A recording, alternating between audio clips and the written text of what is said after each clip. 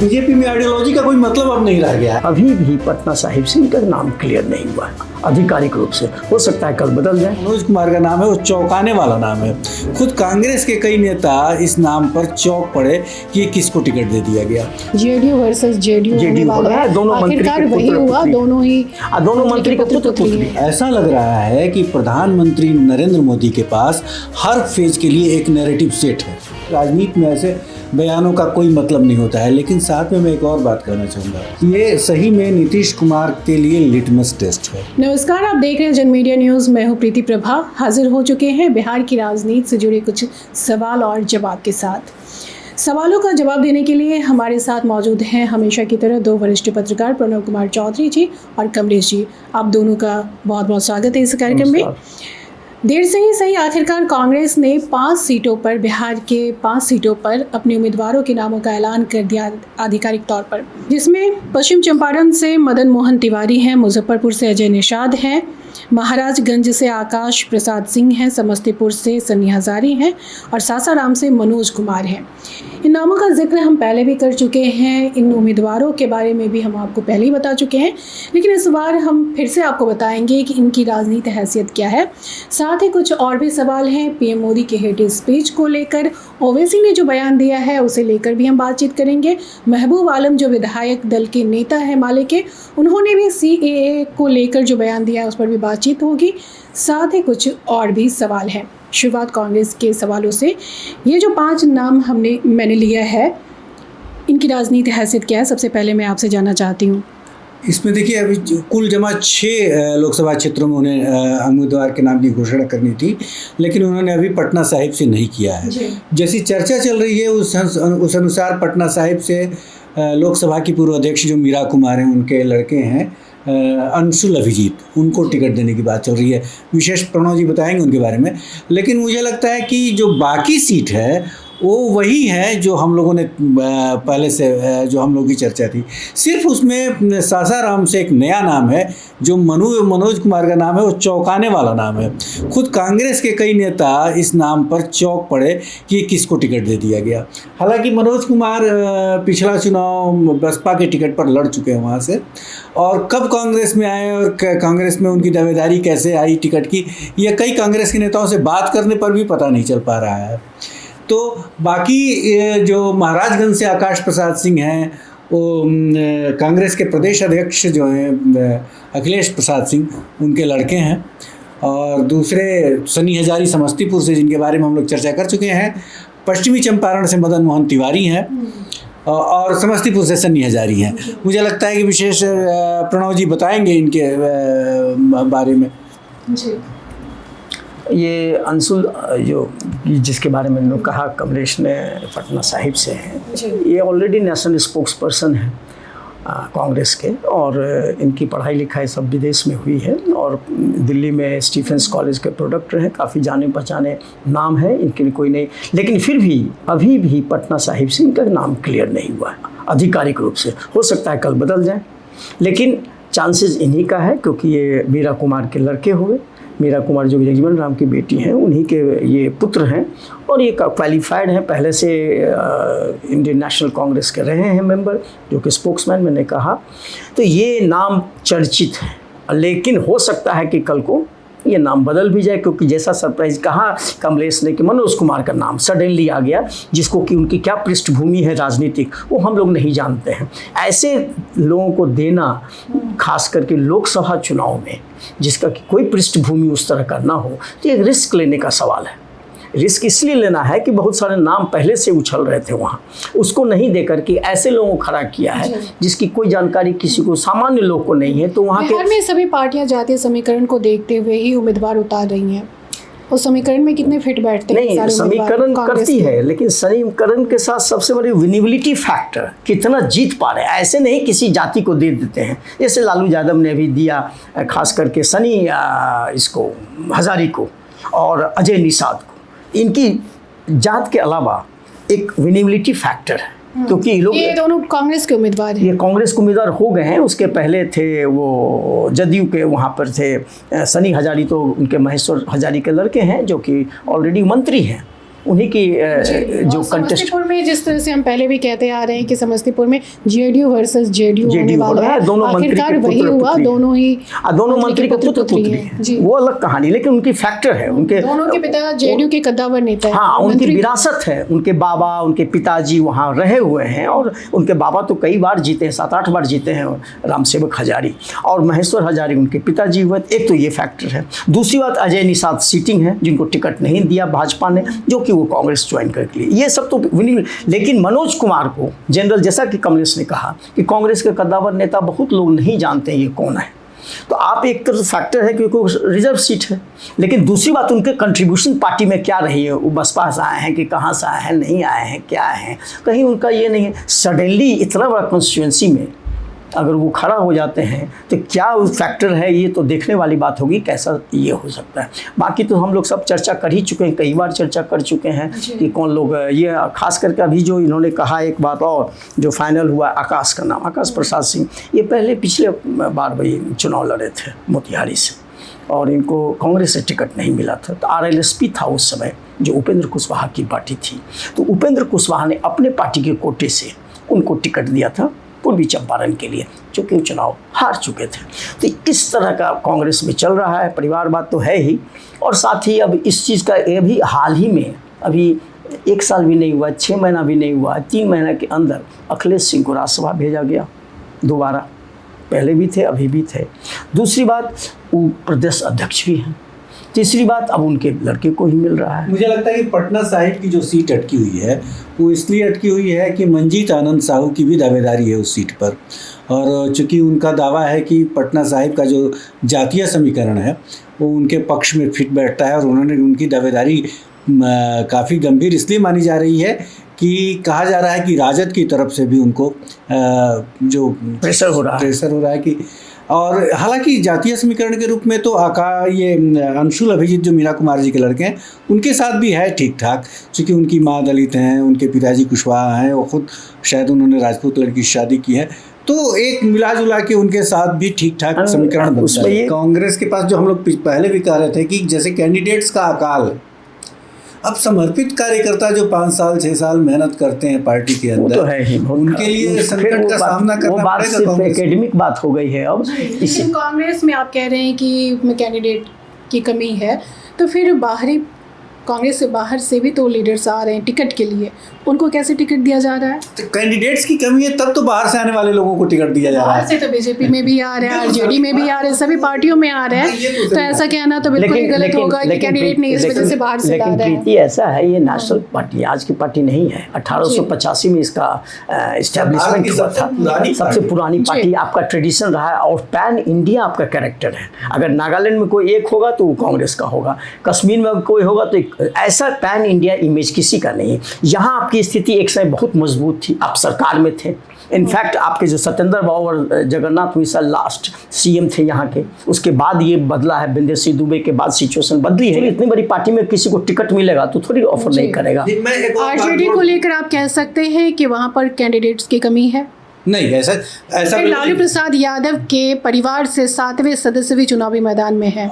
ये वो बिहार में नहीं है, और वो उत्तर प्रदेश में चुनाव लड़ने जा रहे हैं तेज प्रताप यादव, जो उनके दामाद हैं लालू प्रसाद के, और वो समाजवादी पार्टी में पहले से सक्रिय हैं, विधानसभा का चुनाव लड़ चुके हैं, और समाजवादी पार्टी उन्हें बहुत प्रतिष्ठित सीट से टिकट दे रही है कन्नौज से।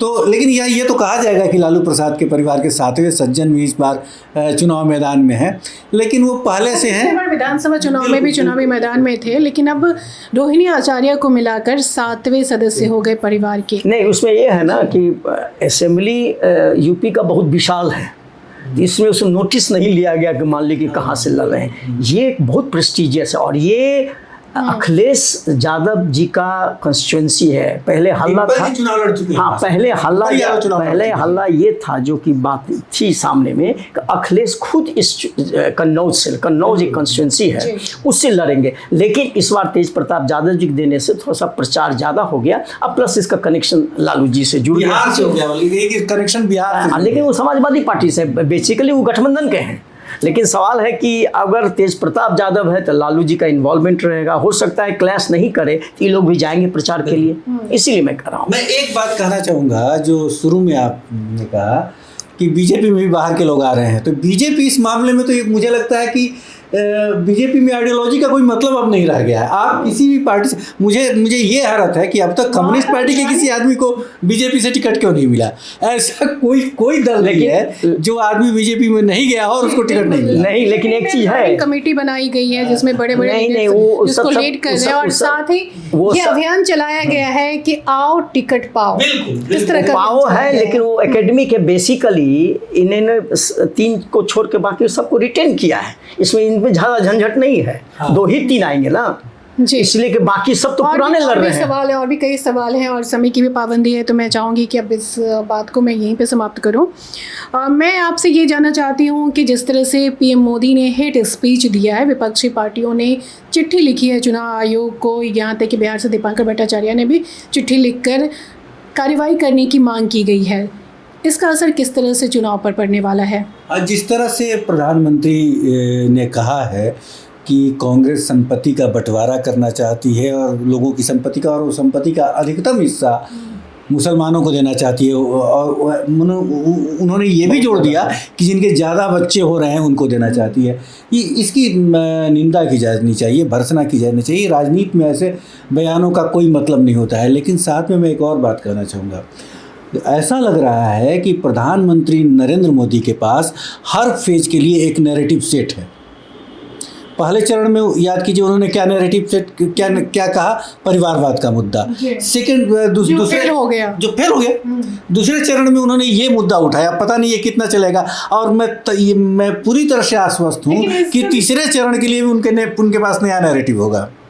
अच्छा, तीसरे चरण के लिए भी नया नैरेटिव पहले से ही तैयार किया हुआ है। लेकिन जिस तरह से विपक्षी नेताओं ने पुरजोर विरोध किया इसका, तेजस्वी यादव ने तो बाबा साहब अम्बेडकर तक का नाम ले आए, और साथ ही उन्होंने अटल बिहारी वाजपेयी को भी इसमें घसीट लिया, और नीतीश कुमार के भी भाई बहनों की संख्या गिनवा दी। तो क्या लगता है कि पीएम मोदी के इस बयान का कोई असर हो पाएगा? नहीं हो पाएगा, परिवारवाद फेल हो गया, ये सक्सेस हो पाएगा? एक आपने कहा हेट स्पीच, वो एक अलग चीज़ है, वो नेशन वाइड इस पर प्रोटेस्ट हो रहा है। जितने भी डेमोक्रेटिक और ये हैं लेफ्ट डेमोक्रेटिक पार्टी हैं और संस्था है दिल्ली में और बाकी जगहों में, सबने दिया है, गुहार लगाई है इलेक्शन कमीशन ऑफ इंडिया से कि आप इसको एक्शन लीजिए, सीरियस एक्शन लीजिए, फायर लॉन्च कीजिए कि ये टोटल कॉम्युनल ये है और देश को डिवाइड करें। तो ये तो बीजेपी जान गई है कि 17-18% जो मुस्लिम वोट है वो हमको नहीं मिलने वाला है, ये क्लियर है, क्योंकि जिसको मिलने वाला हो इस तरह की बातें नहीं कहेगा डायरेक्टली, और भी पब्लिक स्पीच में, जबकि इलेक्शन आपका 2 दिन के बाद है, 3 दिन के बाद है। इसका मतलब क्लियर लगता है कि वो डिफाइन कर चुकी है कि हमको इसका वोट नहीं चाहिए, जब है भी नहीं। क्योंकि बीजेपी की तरफ से कोशिश भी की गई मुस्लिम वोट मिले, इसकी वजह से कई जगह पे तस्वीरें भी देखी गई, चादर चढ़ाते हुए पीएम मोदी और योगी आदित्यनाथ नजर आ रहे हैं मजार पर चादर चढ़ाते। दूसरे चरण में ही ये बात क्यों कह रहे हैं? आप देखिए, मैं बिहार का ही उदाहरण दूंगा कि आप बिहार में किशनगंज, कटिहार, पूर्णिया सारे मुस्लिम डोमिनेटेड लोकसभा क्षेत्र हैं। तो जानते हैं, हो सकता है कि उत्तर प्रदेश में भी ऐसे क्षेत्र हो सकता है, दूसरे राज्यों में भी, तो जानते हैं कि अभी किस इशू पर वो गोलबंदी कर सकते हैं वोटरों की। और कई बार कह चुके हैं, इस बार भी कह रहे हैं वो कि घुसपैठियों को मिलेगा। वो जानते हैं कि किशनगंज एरिया बांग्लादेश एरिया, वेस्ट बंगाल का एरिया जो है बांग्लादेश से जुड़ा हुआ है, वो जानते हैं इस चीज़ को, इसलिए उसको बताया। वो तो रोहिंग्या नहीं बताया है, लेकिन बाकी सब चीज़ तो बता है। में तो बोलते ही हैं कि रोहिंग्या को मिल जाएगा। इसलिए ये बड़ा आपत्तिजनक है, और खास करके कॉम्युनल ये इस तरह का हार्मोनी को डिस्टर्ब करता है खास। लेकिन साथ में मैं ये भी कहना चाहूँगा कि जवाब में विपक्ष को भी संयम बरतना चाहिए था। उसकी तुलना बाबा साहब अम्बेडकर और सुभाष चंद्र बोस जैसे लोगों से नहीं करनी चाहिए थी। वहीं सीएए को लेकर भी मामला काफ़ी गरमाया हुआ है। माले के विधायक महबूब आलम ने भी जो बयान दिया है उसे लेकर भी काफ़ी बवाल मचा हुआ है, और सीमांचल का वो एरिया है और वहाँ पर सीएए को लेकर जिस तरह की ये बातें बीजेपी की तरफ से कही जा रही है, बीजेपी नेताओं के तरफ से जो बयान आ रहे हैं उसे लेकर उन्होंने विरोध किया। लेकिन उसके जवाब में जो महबूब आलम ने जो बात कही कि वो गोडसे और सावरकर के औलाद हैं, अब ये तो इसे बहुत लेकर- कॉमनल है, जी। जब आप इस तरह के स्पीच दीजिएगा तो नेचुरली उसी तरह से रिएक्शन होगा। जो कि उन्होंने गलत कहा, ये बात नहीं कहना चाहिए उनको भी। अपने को प्रोग्रेसिव और लेफ्ट पार्टी कहते हैं, खास करके इसलिए हो गया है वोलेटाइल कि ये चारों सीमांचल में पड़ता है जहाँ मुस्लिम आबादी बहुत ज़्यादा है। किशनगंज को छोड़ दें, वहाँ तो 70%, अदरवाइज कटिहार भी, पूर्णिया भी और अररिया भी, ये बहुत ज़बरदस्त बाहुल्य वाला क्षेत्र है। प्लस ये बॉर्डरिंग एरिया है जो कि वेस्ट बंगाल को जोड़ता है और बांग्लादेश को जोड़ता है। ये कहने का मतलब ये है कि यहाँ सीए का काफ़ी विरोध है। मुस्लिम खास करके जो है उसमें है कि एक पर्टिकुलर धर्म के लोगों को आप बेनिफिट दे रहे हैं माइनस मुस्लिम। इस चीज़ को लेकर बहुत ज़बरदस्त नेशनल वाइड भी हुआ है, बहुत जगह विरोध। लेकिन बीजेपी ने अपने घोषणा पत्र में भी घोषणा पत्र तो छोड़ दीजिए, इन्होंने उत्तराखंड में लागू कर दिया, उत्तराखंड में सीए को लागू कर दिया, लागू कर दिया, को भी लागू उत्तराखंड कर में। दिया है। तो जब आपके यूनिफॉर्म सिविल कोड भी नहीं वो उसको नहीं किया है। घोषणा पत्र में जब लागू कर दिए तो वो तो आपका ऑलरेडी लागू हो चुका है। घोषणा पत्र एक ऐसे ही एक डॉक्यूमेंट में, हाँ कि हम कर रहे हैं, लेकिन एक्सपेरिमेंट के तौर पर ही उत्तराखंड में लागू करते हैं। ये धर्म के नाम पर विभाजन, खास करके इस तरह के लोग, बहुत सारा सवाल है इसके रिलेटेड। हम लोग जानते हैं कि कैसे रखेंगे यहाँ कैसे उसको स्टेटस देंगे यहाँ रहने का, उसको कहाँ से खाने का देंगे, कहाँ से आप इस तरह का इतने लाखों पॉपुलेशन को एडजस्ट करेंगे, ये सब अलग सवाल है। लेकिन बेसिकली एक धर्म के लोगों को अलग करके इंडिया जैसे प्रांत में, कंट्री में मुश्किल है। और वो भी जो महबूब आलम बोले उतना तीखा नहीं बोलना चाहिए उनको। ये इस चीज़ का थोड़ा सा कंट्रोल, जब आप किसी को गाली देते हैं या किसी को बोलते हैं तो अपने को संयम बरतना ज़रूरी हो जाता है। हमको लगता है कुछ ज़्यादा बोल गए कि उसी इलाके के हैं वो खुद उस कम्युनिटी से आते हैं और बारसोई से वो एमएलए रहे हैं, पिछले 3-4 बार से एमएलए जीते हैं, विधायक दल के नेता हैं, तो उनको इससे कंट्रोल करना चाहिए। लेकिन सवाल यहाँ तो है कि वाक्पटुता चाहिए जी। यहाँ पे ध्रुवीकरण की राजनीति नेचुरली जबरदस्त जोर पकड़ रही है। मोदी जी यही ट्रैप तो डाल रहे हैं। आप ट्रैप में फंसिए और उस तरह से बोलिए, आप उस तरह से बोलिए क्या और गोलबंदी होगी। तो इसीलिए मैं कह रहा हूँ कि जब इस तरह की बात सामने से आ रही है तो निश्चित रूप से विपक्ष के नेताओं को संयम बरतना चाहिए और लॉजिकल बातें करनी चाहिए। आप जब औलाद और ये तमाम तरह की बातें करने लगते हैं तो जाहिर है कि सामने वाले पक्ष को भी आप गोलबंद होने का हो सकता है 26 को आ भी रहे हों, हाँ, जी। 26 को प्रधानमंत्री आ भी रहे हैं उस जहाँ पर चुनाव हो रहा है उसके ठीक बगल अररिया की कहाँ पर आ रहे हैं, जी। जहाँ पर चुनाव नहीं है। और ओवैसी ने भी बयान दिया है कि नीतीश कुमार डरपोक हैं और साथ ही पीएम मोदी के लिए भी उन्होंने कई बातें कही है। क्या उसका कुछ असर हो पाएगा? वो ओवैसी की बातों का तो असर होता ही है और इसीलिए तो उनको भाजपा की बी टीम भी कहा जाता है, क्योंकि वो उसी तरह की बात बोलते हैं, उसी तरह की भाषा बोलते हैं जिससे भाजपा में गोलबंदी होती है। तो मुझे लगता है कि उसका असर तो जो कह रहे हैं उसका असर होगा। भले एक ही क्षेत्र में लड़ रहे हैं किशनगंज में, लेकिन जो बोलते हैं उसका असर बड़ी तादाद में लोगों पर पड़ता है और दोनों पक्षों पर पड़ता है। इसलिए हमको लगता है कि वैसे अब क्यों बोल रहे हैं इस समय नहीं, गोलबंद करता है अपने वोटर जो उसके हैं, कैप्टिव वोट हैं वहाँ पर उसके किशनगंज में, खास करके उनका रिच पॉइंट तो वही है ना किशनगंज के लोग मोबिलाइज होते हैं उसके भाषण से। उन्होंने क्या कहा?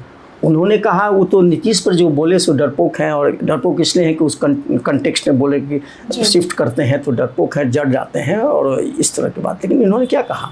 इन्होंने कहा कि हमारे प्रधानमंत्री मोदी जी का जो ज़्यादा प्रेम मुस्लिम से है वो दुबई और सऊदी अरबिया के मुस्लिमों से है, भारत के मुस्लिमों से नहीं। भारत में मुस्लिम दिखता ही नहीं, भारत में मुस्लिम नहीं दिखता है और वो बराबर दुबई जाते हैं। और एक जगह सऊदी अरेबिया में जो मंदिर का उद्घाटन किया, मैंने प्राण प्रतिष्ठा हुई वहाँ पर, वो सबसे बड़ी मंदिर है वहाँ का और पहला मंदिर वहाँ सऊदी अरेबिया में जिसको मोदी जी ने इनॉग्रेट किया अभी हाल फिलहाल के दिनों में। तो ये चीज़ करके एक मोबिलाइज करके मुस्लिम वोट को एकत्रित करना चाहते हैं कि भाई यहाँ के मुस्लिम से इनको ये नहीं है, और प्लस ये भला नहीं करेंगे आपका। तो ये बहुत बड़े मायने रखती है ना कि वहाँ के तीनों मुस्लिम ही कैंडिडेट, कोई हिंदू कैंडिडेट वहाँ नहीं होता है और तीनों मुस्लिम कैंडिडेट के बीच लड़ाई है।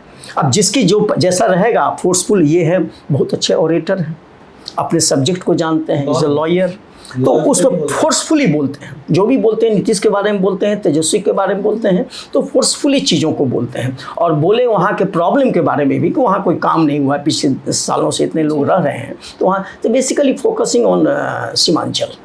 वही दूसरे चरण का चुनाव होने वाला है, 26 को मतदान होगा 5 सीटों पर।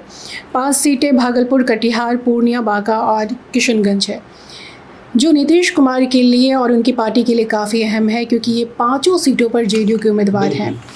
4 सीटें जेडीयू ने पिछले चुनाव में 2019 के चुनाव में 4 सीटें जेडीयू के खाते में गई थी। किशनगंज को किशनगंज छोड़ करके 4 सीटें गई थी और जेडीयू के खाते में। किशनगंज को छोड़कर 4 कैंडिडेट सीटिंग ही है। किशनगंज में सिर्फ जेडीयू ने उम्मीदवार बदला है। और महागठबंधन की बात करें तो महागठबंधन में 3 सीटों पर कांग्रेस के उम्मीदवार है और 2 पर आरजेडी के। तो क्या लगता है किस तरह की स्थिति बनती दिख रही है? हम लोगों ने एक बार और पहले भी बात की थी। मुझे लगता है कि ये सही में नीतीश कुमार के लिए लिटमस टेस्ट है कि नीतीश कुमार की जो लोकप्रियता है, जो कहा जाता था कि मुसलमानों के बीच भाजपा के साथ होने के बावजूद नीतीश कुमार की लोकप्रियता अल्पसंख्यकों में बरकरार है। तो ये लिटमस टेस्ट है, ये देखना बहुत दिलचस्प है कि वह लोकप्रियता अल्पसंख्यकों के बीच बरकरार है या नहीं है। और दूसरी बात, जो लालू प्रसाद ने प्रयोग किया है 6 कुशवाहों को टिकट देकर कि लव और कुश जो कहा जाता है उसमें दरार डालने के लिए, वह दरार क्योंकि पहले चरण में तो ये माना जा रहा है कि वो सफल हुआ है, दूसरे चरण में वो कितना काम कर रहा है, चूँकि नीतीश कुमार खुद बहुत सक्रिय है दूसरे चरण में, तो कितना काम कर रहा है ये भी दिलचस्प होगा देखना। तो मुझे लगता है कि नीतीश कुमार के लिए परीक्षा की घड़ी है दूसरे चरण का चुनाव। जी, लालू जी कितना ले पाते हैं मुस्लिमों का वोट, क्योंकि वहाँ तो ट्रायंगुलर फाइट है, खासकर को ओबीसी हैं और 23 से सीएम नीतीश कुमार वहाँ रैली भी कर रहे हैं। कल से उनकी रैलियाँ शुरू होने वाली हैं इन सभी लोकसभा सीटों पर। तो अब देखना है कि किस तरह का असर नीतीश कुमार डाल पाते हैं, उनका जो प्रभाव है वो बरकरार रहता है, या फिर नीतीश कुमार ने जिस तरह से महागठबंधन का दामन छोड़कर एनडीए में जिस तरह से वो शामिल हुए हैं। फिलहाल आज के कार्यक्रम को हम ये समाप्त करते हैं। कल हम फिर मिलेंगे नए विषय के साथ। तब तक के लिए हमें दीजिए इजाज़त। नमस्कार।